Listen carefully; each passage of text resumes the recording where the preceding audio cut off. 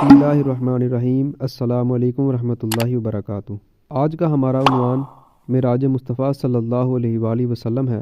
آج کے بیان میں آپ سنیں گے معراج سے کیا مراد ہے، یہ کب ہوئی، اس کا ذکر کون سے پارے میں ہے، اور معراج شریف کی رات آپ صلی اللہ علیہ وآلہ وسلم نے کیا کچھ دیکھا، کن سے ملاقات کی، اور جو سفر آسمانی کا انکار کرتے ہیں ان کے بارے میں کیا حکم ہے، اور آپ صلی اللہ علیہ وآلہ وسلم نے بیت المقدس میں کس نماز کی امامت فرمائی۔ تاجدار رسالت صلی اللہ علیہ وآلہ وسلم کو اللہ تعالیٰ نے مکہ مکرمہ سے بیت المقدس تک، پھر وہاں سے ساتوں آسمانوں اور کرسی و عرش تک، اور وہاں سے اوپر جہاں تک اللہ عز و جل کو منظور ہوا، رات کے تھوڑے سے حصے میں سیر کرائی۔ اس رات بارگاہ خدا بندی میں آپ صلی اللہ علیہ وآلہ وسلم کو وہ قرب خاص حاصل ہوا کہ کسی نبی اور فرشتہ کو نہ کبھی حاصل ہوا نہ کبھی ہوگا۔ آپ صلی اللہ علیہ وآلہ وسلم کے اس آسمانی سفر کو معراج کہتے ہیں۔ آپ صلی اللہ علیہ وآلہ وسلم کو معراج شریف رجب المرجب کی 27ویں رات کو ہوئی۔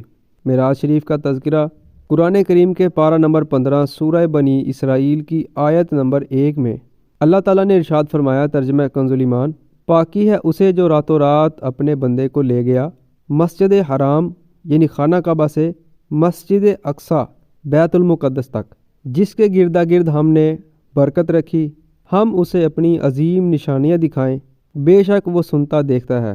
شب معراج سرکار دو عالم صلی اللہ علیہ وآلہ وسلم نے کیا کیا دیکھا؟ آپ صلی اللہ علیہ وآلہ وسلم نے عرش و کرسی، لوح و قلم، جنت و دوزخ، زمین و آسمان کا ذرہ ذرہ، اللہ عز و جل کی دیگر بے شمار بڑی بڑی نشانیوں کو دیکھا۔ سب سے بڑھ کر آپ صلی اللہ علیہ وآلہ وسلم نے اس رات اپنے سر کی آنکھوں سے جمال الہی کا دیدار کیا اور بغیر کسی واسطہ کے اللہ عز و جل کا کلام سنا۔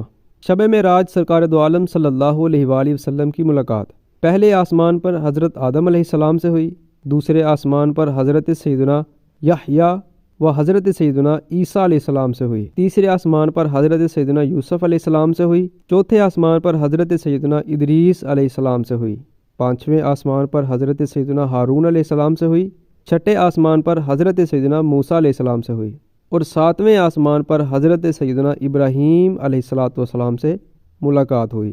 سفر معراج کے 3 حصے ہیں: اسراء، معراج، اعراج یا عروج۔ اسراء یعنی مکہ مکرمہ سے حضور پر نور صلی اللہ علیہ وآلہ وسلم کا بیت المقدس تک شب کے تھوڑے سے حصے میں تشریف لے جانا قرآن پاک کی واضح آیت اور روشن دلیل سے ثابت ہے، اس کا انکار کرنے والا کافر ہے۔ معراج یعنی آسمانوں کی سیر و منازل، آسمانوں کی سیر اور منازل قرب میں پہنچنا احادیث صحیحہ معتمدہ مشہورہ سے ثابت ہے، اس کا انکار کرنے والا گمراہ ہے۔ اعراج یا عروج یعنی سرکار نامدار صلی اللہ علیہ وآلہ وسلم کے سر کی آنکھوں سے دیدار الہی کرنے اور فوق العرش، عرش سے اوپر جانے کا منکر یعنی انکار کرنے والا خاطی خطا کار ہے۔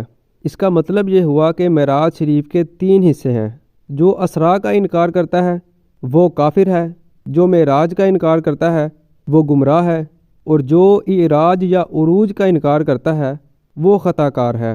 شب معراج سرکار مدینہ صلی اللہ علیہ وآلہ وسلم نے بیت المقدس میں جس نماز کی امامت فرمائی وہ نماز تحیۃ المسجد تھی۔ چنانچہ حضرت ملا علی قاری رحمۃ اللہ علیہ فرماتے ہیں، مدنی آقا صلی اللہ علیہ وآلہ وسلم نے 2 رکعت تحیۃ المسجد ادا کی، اور ظاہر یہی ہے کہ یہی وہ نماز ہے جس میں آپ صلی اللہ علیہ وآلہ وسلم کی انبیاء کرام علیہ الصلاۃ والسلام نے اقتدا کی، اور آپ صلی اللہ علیہ وآلہ وسلم اصفیاء کے امام بنے۔